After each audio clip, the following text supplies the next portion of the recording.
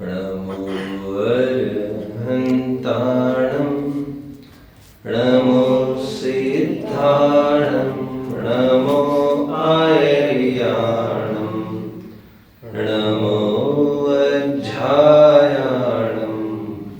नमो लोय सवसागुणम्।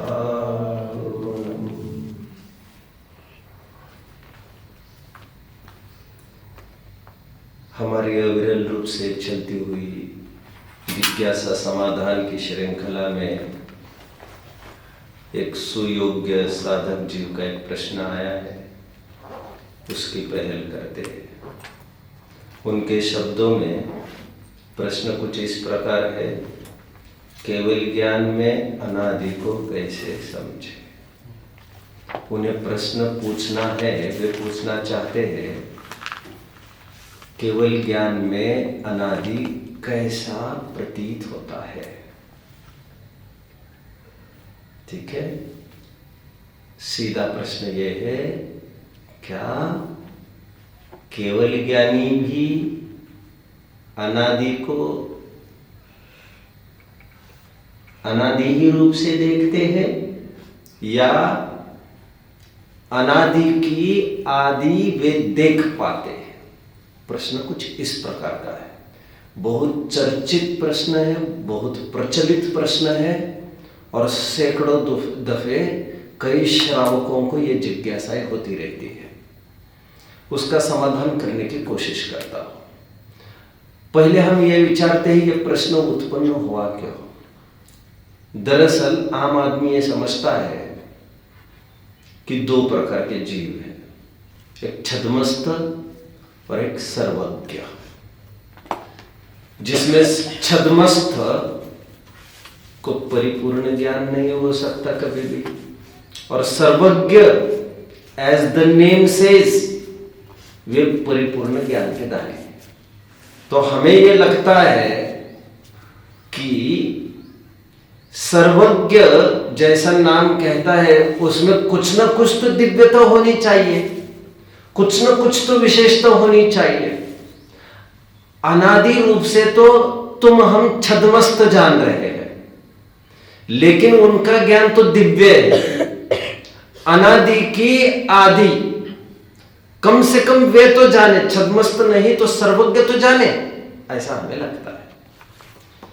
छद्मस्त जानते होंगे अनंत, लेकिन छद्मस्तों का ज्ञान तुच्छ ज्ञान है, सर्वज्ञों का ज्ञान दिव्य ज्ञान है। जैसा प्रवचन सार की 48वीं गाथा कहती है, सर्वज्ञों का ज्ञान दिव्य ज्ञान है। कम से कम और कोई नहीं, छद्मस्त नहीं तो सर्वज्ञ तो उसका अंत जानते होंगे, जिसे छद्मस्तों ने अनंत जाना है। कुल मिलाकर अनादि और अनंत यह छद्मस्त के ही ज्ञान के विषय है, केवलियों का विषय आदि और अंत है। ऐसा दरअसल हम दिव्य ज्ञान का अर्थ समझने लगते हैं। हम में से कुछ भाई दिव्यता का अर्थ यह समझने लगते हैं कि भगवान आदि और अंत जाने। दरअसल मैं आपको बता दूं, हम दिव्य ज्ञान का अर्थ करने में चूक गए हैं, इसलिए यह सब समस्याएं खड़ी हो रही है हमारे सामने। कैसे मैं बताता हूं, अभी बेसिक से हम चलते हैं थोड़ा सा। केवल ज्ञान कौन सा ज्ञान है बच्चों? सम्यक ज्ञान है या मिथ्या ज्ञान है? सम्यक ज्ञान, शाबाश। जैसा तत्वार सूत्र के पहले अध्याय का 9वां सूत्र कहता है, मतिश्रुत अवधि मनपर्य केवलानि ज्ञानम तत्प्रमाणे। यह सब ज्ञान प्रमाण ज्ञान है। और परीक्षण सूत्र का एक सूत्र कहता है सम्यक ज्ञानम प्रमाणम। इससे यह फलित हुआ कि मति ज्ञान, श्रुत ज्ञान, अवधि ज्ञान, मनपर्य ज्ञान और केवल ज्ञान पांचों सम्यक ज्ञान है। उन पांचों सम्यक ज्ञान में तुरंत आगामी सूत्र है 11वां सूत्र, आद्य परोक्षम, पहले ही अध्याय का। मति और श्रुत ज्ञान परोक्ष ज्ञान है, और अवधि मन पर है, और केवल ज्ञान प्रत्यक्षम अन्यत, यह प्रत्यक्ष ज्ञान है, तुरंत वही का सूत्र है। बट यह सम्यक ज्ञान के ही भेद है बच्चों। मैं थोड़ी नई बात भी करना चाहता हूं इसके बीच में, फिर शंकाकार का भी उत्तर मैं दे ही दूंगा, क्योंकि आम बात तो हर जगह हम सुनते ही हैं। मैं कुछ विशेष बात भी कहूंगा आज, जो बुद्धिजीवियों को भी नया प्रमेय मिलेगा। मैं ये कह रहा हूं, ज्ञान परोक्ष हो तो प्रत्यक्ष हो, दोनों सम्यक कहा गया है। अरे हम तो आप समझ रहे हैं मैं जो कह रहा हूं। मति श्रुत ज्ञान को भी सम्यक कहा जा रहा है, और मति श्रुत ज्ञान परोक्ष ज्ञान है, आद्य परोक्ष। अवधि मन पर केवल ज्ञान प्रत्यक्ष ज्ञान है, उसे भी सम्यक ज्ञान कहा जा रहा है। जबकि हम जानते हैं कि परोक्ष ज्ञान में उतनी स्पष्टता कैसे रहेगी, क्योंकि विशदम प्रत्यक्षम ऐसा एक सूत्र ही कहता है। जब क्लैरिटी है ही नहीं मति और श्रुत ज्ञान में, जब वो प्रत्यक्ष है ही नहीं, तो जैसे का तैसे कैसे जानेगा परो, सम्यक ज्ञान कैसे होगा। सम्यक ज्ञान की और एक परिभाषा आपको पता होनी चाहिए। सम्यक ज्ञान किसे कहते हैं? जो ज्ञान जैसी वस्तु है वैसा जाने, वो ज्ञान सम्यक ज्ञान। जैसी वस्तु है उसे वैसा ही जानना सम्यक ज्ञान। सम्यक दर्शन का क्या अर्थ किया था बच्चों हमने? जो का त्यो सरधानम, ऐसे ही तो परिभाषा की थी। जैसी वस्तु है वैसा ही श्रद्धान करना। तो इसी तर्ज पर सम्यक ज्ञान की क्या परिभाषा होगी? जैसी वस्तु है वैसा ही ज्ञान होना है सम्यक ज्ञान। अभी आम जनों को यह प्रश्न खलता है कि मति श्रुत ज्ञान परोक्ष होने पर भी जैसे करता ऐसा जानते हैं, अवधि मन पर केवल ज्ञान प्रत्यक्ष होने पर भी जैसे करता ऐसे जानते हैं वस्तु को। तो फिर दोनों में फर्क क्या रहा? फर्क सीधा है बच्चों। मति श्रुत ज्ञान को सम्यक ज्ञान कहा वो प्रयोजन भूत तत्वों की तरफ से, मतलब 7 तत्वों में हम यदि विभाजित करें तत्वों को, जीव अजीव आश्रम मन संबंध निर्जरा मोक्ष, तो जैसी वस्तु है, जैसे टेबल है, वो टेबल को कुर्सी जानने से उनका ज्ञान मिथ्या ज्ञान न कहलाएगा। यदि वे कुर्सी को जीव जानने लग जाएंगे, यदि वे कुर्सी को सुख दुख का कारण मानने लग जाएंगे, तो उनका ज्ञान जरूर मिथ्या ज्ञान होगा। कुर्सी को टेबल जानने मात्र से उनका ज्ञान मिथ्या ज्ञान नहीं होता। यह प्रयोजनभूत तत्वों की तरफ से उनको सम्यक ज्ञान कहा गया है। मैं सीधी भाषा में बात करूं, मोक्ष मार्ग के प्रकरण में मति श्रुत ज्ञान परोक्ष होने पर भी उन्हें सम्यक उपाधि इसीलिए दी गई है क्योंकि यह मोक्ष का मार्ग है। और मोक्ष मार्ग वो होता है जिस मार्ग पर जिसे राग द्वेष को घटाने की कला आ गई, वो सब ज्ञान सम्यक ज्ञान है। उसे ये नहीं पता ये जो रखा है वो, अथवा जो बगुला है कि ये झंडा है, कंप्यूटर के कोई विशेष बातें भी नहीं जान सकता, जो एप्स नए नए आए उसके बारे में भी नहीं जान सकता, तो उतने मात्र से वह अज्ञान मिथ्या ज्ञान न कहलाएगा। वह अज्ञान भी सम्यक ज्ञानी इस रूप से जानता है उसे, यह सब मुझे आत्म कल्याण के लिए कार्यकारी नहीं, तो इस संबंधी भी कंप्यूटर एप्स आदि संबंधी भी उसे सम्यक ज्ञान कहा जाएगा, क्योंकि प्रयोजनभूत तत्व में गड़बड़ी नहीं।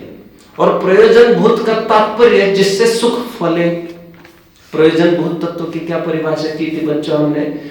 जिन तत्वों को यथावत जानने से, जिन तत्वों को यथार्थ रूप से जानने से ही हमें सुख की प्राप्ति होगी, और यथार्थ न जानने से अथवा अयथार्थ जानने से सुख की प्राप्ति नहीं ही होगी, उन्हें प्रयोजनभूत तत्व कहते हैं। प्रयोजनभूत का तात्पर्य we should be able to extract our bliss, happiness, हमें अपना सुख वहां से निचोड़ते आना चाहिए, तब अमुक तत्व प्रयोजनभूत तत्व कहलाता है। नहीं तो कुर्सी तो स्वयं न प्रयोजनभूत तत्व है न अप्रयोजनभूत तत्व है।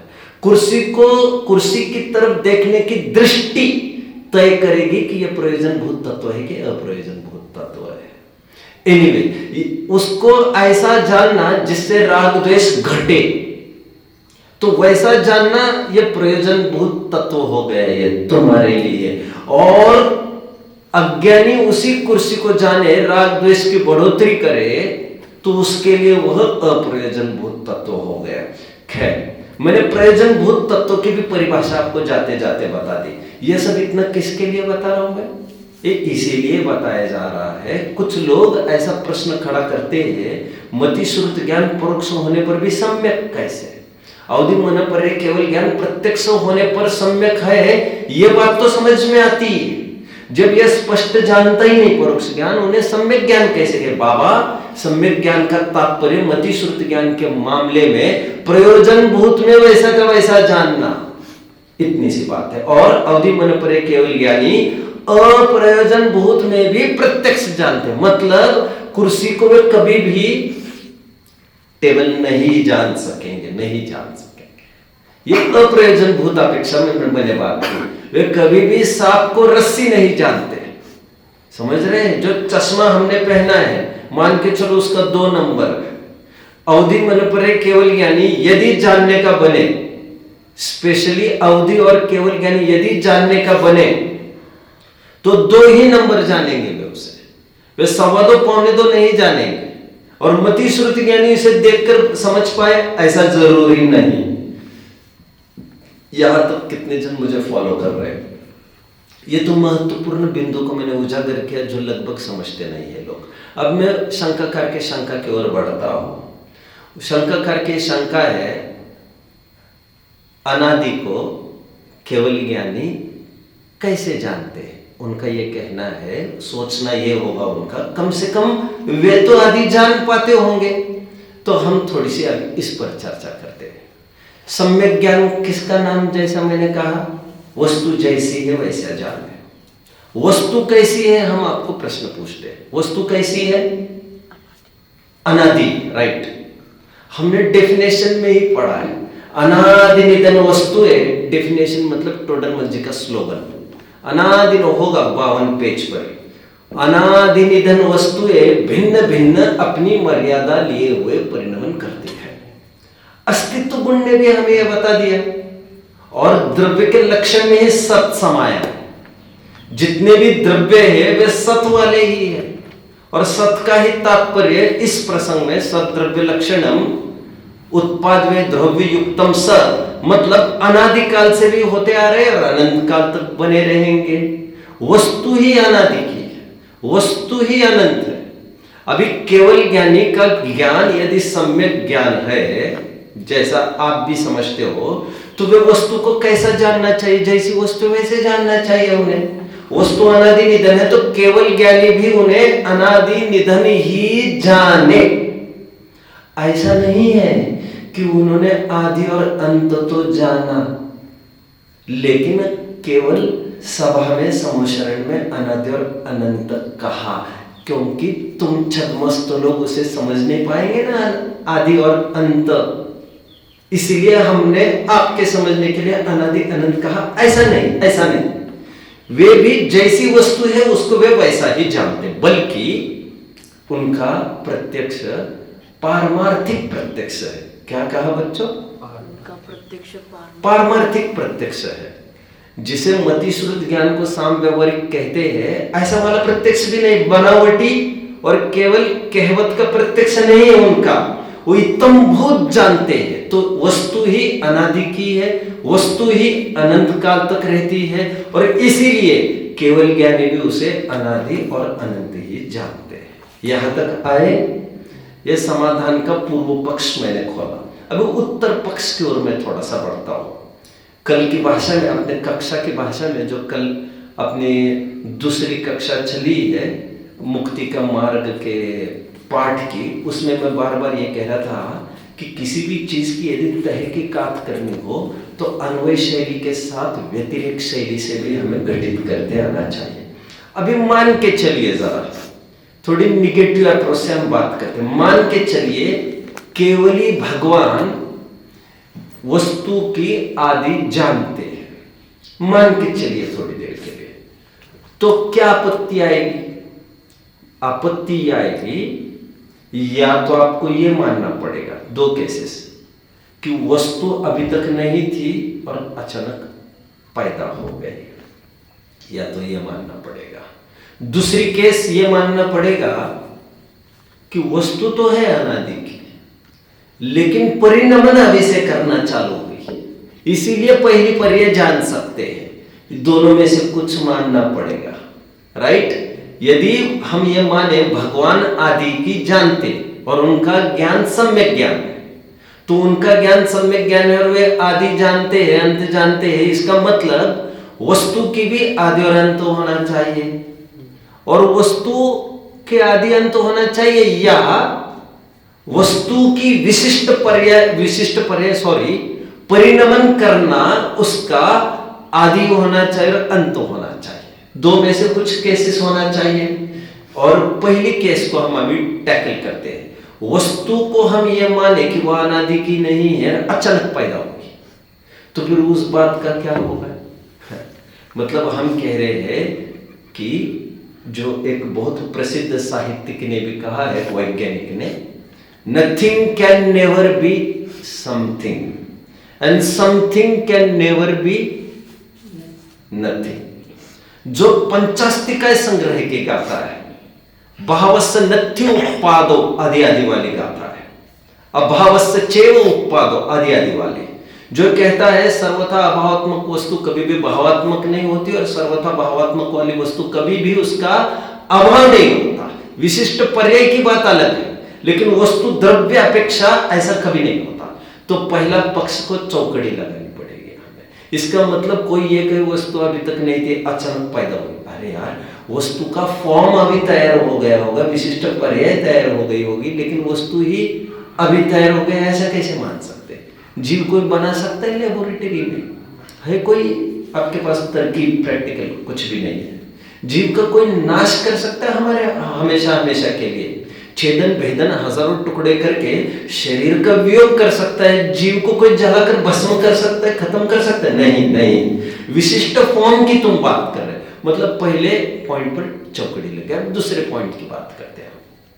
नहीं, वस्तु तो है अनादि की, वस्तु तो रहेगी अनंत काल तक, बट वो परिणमन करना अभी से चालू होगी, तब तो फिर भगवान आदि की जान सकेंगे। लेकिन फिर द्रव्यत्व गुण क्या करेगा?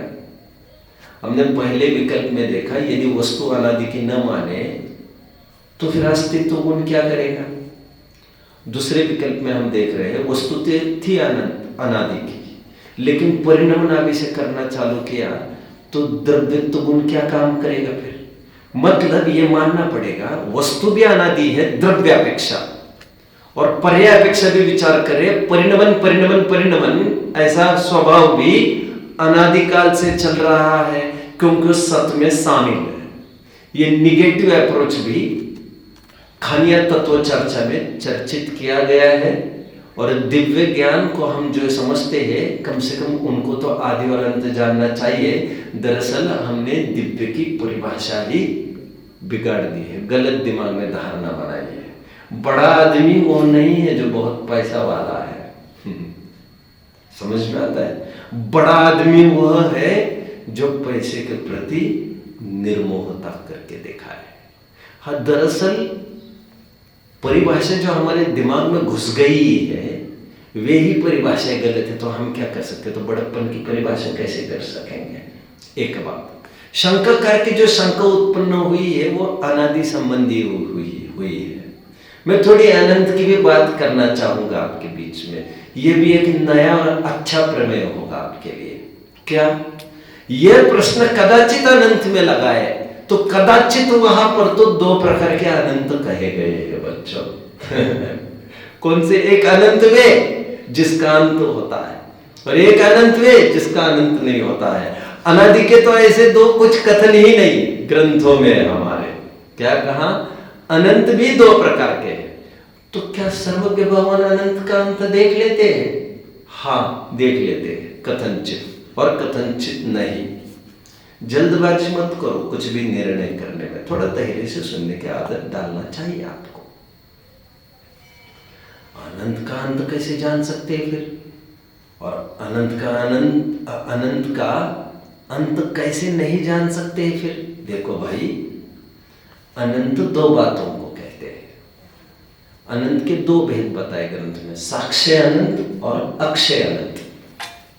साक्ष्य मतलब जिसका नाश होगा ऐसा अनंत, और अक्षय अनंत मतलब जिसका नाश नहीं होगा ऐसा अनंत। तो साक्ष्य अनंत को भी अनंत कहते हैं।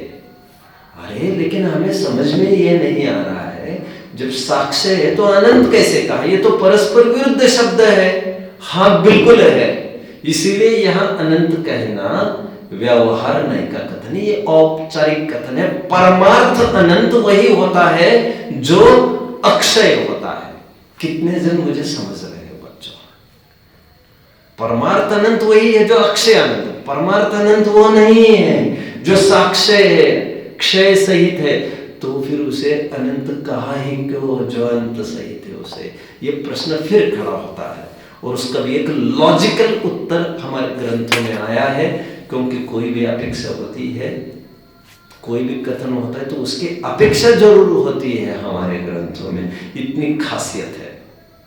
और अपेक्षा ये है इसकी, त्रिलोक सार की 52वीं गाथा है बच्चों, बड़ी प्रसिद्ध गाथा है, जो ये कहती है, जो एक अनंत की नई परिभाषा बताती है हमें। आज तक अनंत की परिभाषा क्या समझते थे हम? जिसका अंत नहीं हो। व्याकरणगत ऐसा ये अर्थ है, लेकिन एक नया अर्थ भी बताया त्रिलोक सार 52वीं गाथा। वह क्या है?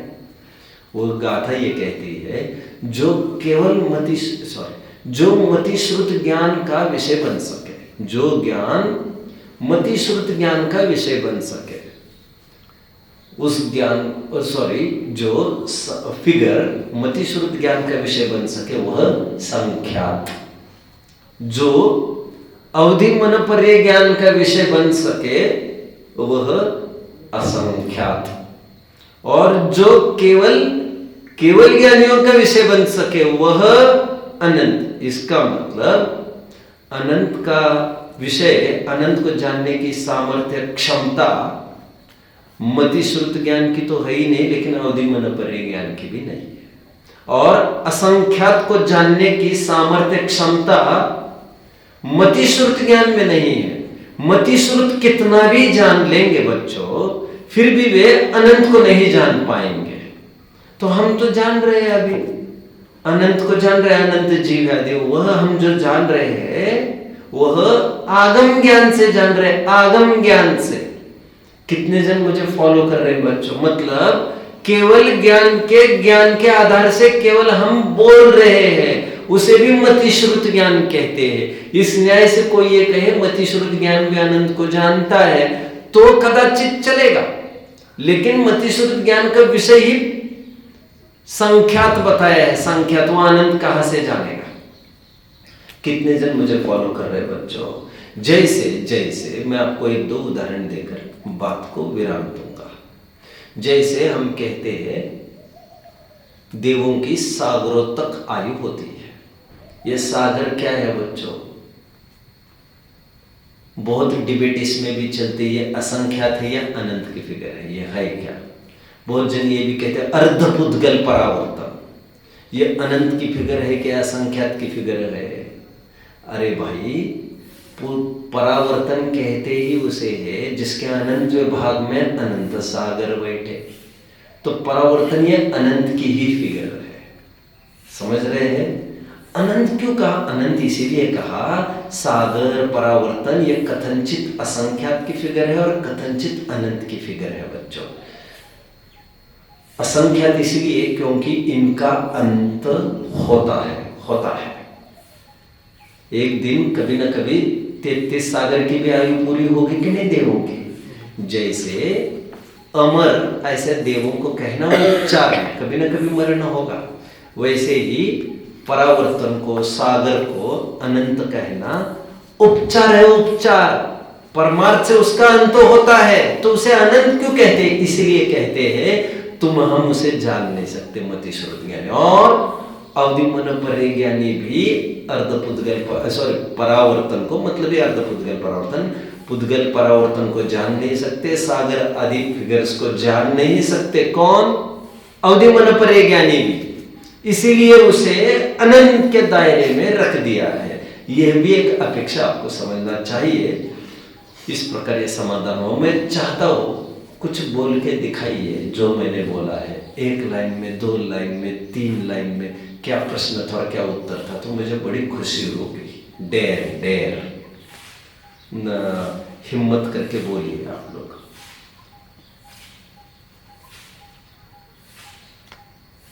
बोलो, मैं आपसे सुनना चाहूंगा। क्या क्या चला अभी?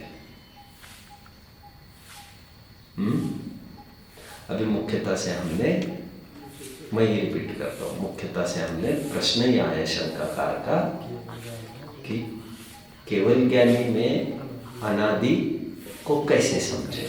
उसका प्रश्न मैंने ठीक ये किया, उनका प्रश्न मैंने ठीक किया। क्या केवल ज्ञानी भी अनादि को अनादि ही जानते या उसकी शादी भी जान लेते हैं? तो उसका मैंने समाधान इतना किया कि केवल ज्ञानी भी वस्तु को अनादि ही जानते हैं, क्योंकि वो सम्यक ज्ञानी है और वस्तु अनादि है, और जैसी वस्तु है वैसा जानना यही सम्यक ज्ञान है। ये प्रश्न और ये उत्तर, ये अन्वय शैली में, व्यतिरिक्त शैली में मैंने ये कहना चाहा, यदि हम ये मान कर चले कि केवल ज्ञानी आदि जानते हैं, तो आदि मतलब या तो वस्तु की आदि माननी पड़ेगी, द्रव्यापेक्षा वस्तु की, या तो पर्यायपेक्षा वस्तु की आदि माननी पड़ेगी, और दोनों में दिक्कत खड़ी हुई। द्रव्यापेक्षा आदि मानने में अस्तित्व गुण क्या कर रहा था, और पर्यायपेक्षा से आदि मानने में आज तक परिणमन नहीं हो रहा था, और अभी अचानक परिणमन चालू हो गए तो द्रव्यत्व गुण क्या कर रहा था। ये मैंने बात बताई। फिर मैंने ये भी कहा, जाते जाते कुछ क्या एक्स्ट्रा बातें आई वो भी मैं बता रहा हूँ प्रकरण के अलावा। मैंने ये कहना चाहा, कदाचित शंकाकार अनंत में ये प्रश्न पूछता, अनादि का प्रश्न न पूछकर, तो अनंत का तो अंत देख लेते हैं भगवान, वहां पर भी अनंत मतलब वो उपचार का ही अनंत है, कोई परमार्थ अनंत को अंत नहीं देख सकता। यदि परमार्थ अनंत का अंत देख सकता होता तो अनादि का भी आदि देख सकता होता, वहां पर भी औपचारिक कथन है, ये मैंने समझाया। और जाते जाते महत्वपूर्ण बिंदु पर आज मैंने चर्चा की, मति श्रुत ज्ञान, परोक्ष ज्ञान होने पर भी सम्यक ज्ञान कैसे। तो वस्तु जैसे का तैसे जानना मतलब तत्वापेक्षा, प्रयोजनभूत तत्व की अपेक्षा की बात चल रही है यहाँ पर। अप्रयोजनभूत तत्व की अपेक्षा विचार करें तो साफ को साफ जानने की सामर्थ्य केवल अवधि ज्ञानी की है और केवल ज्ञानी की है। मन पर ज्ञानी तो दूसरों के मन की बात जानते, इसलिए अभी उसको मैं गौण कर रहा हूं। साफ को साफ ही जानेंगे वही मति श्रुति ज्ञानी, ऐसा नहीं यहाँ पर, क्योंकि मति श्रुति ज्ञानी वैसा प्रत्यक्ष ज्ञानी नहीं है जैसा आप समझ रहे हो, अप्रयोजन भूत अपेक्षा। उसे सम्यक ज्ञान इसलिए कहा है क्योंकि प्रयोजन भूत अपेक्षा मोक्ष मार्ग का प्रकरण चल रहा है। मोक्ष मार्ग में दुख का अभाव और सुख की उत्पत्ति, बंध का अभाव, संबंध निर्जरा की उत्पत्ति की मूल प्रयोजन होता है। और तत्वार सूत्र के पहले अध्याय में सम्यक ज्ञान का प्रकरण चल रहा है, मोक्ष मार्ग की अपेक्षा चल रहा है। तो दिस इज ऑल। इसके अलावा कोई डाउट हो तो बोल सकते हो बच्चों। कुछ प्रश्न है किसी को? है? नहीं है? अरे कुछ प्रश्न है? पूछो। केवल ज्ञानी जो जानते तो किस स्टेप से जानते? स्टेप्स, हाँ ऐसा है। प्रवचन सार में बड़ा विस्तृत विषय इस बात को लेकर। केवल ज्ञानी स्टेप्स से नहीं जानते, स्टेप्स मति श्रुति ज्ञानी जानता है। स्टेप्स का तात्पर्य अवग्रह, ईहा, अवाय, धारणा, ये प्रोसेस होता है, चेन्ड प्रोसेस।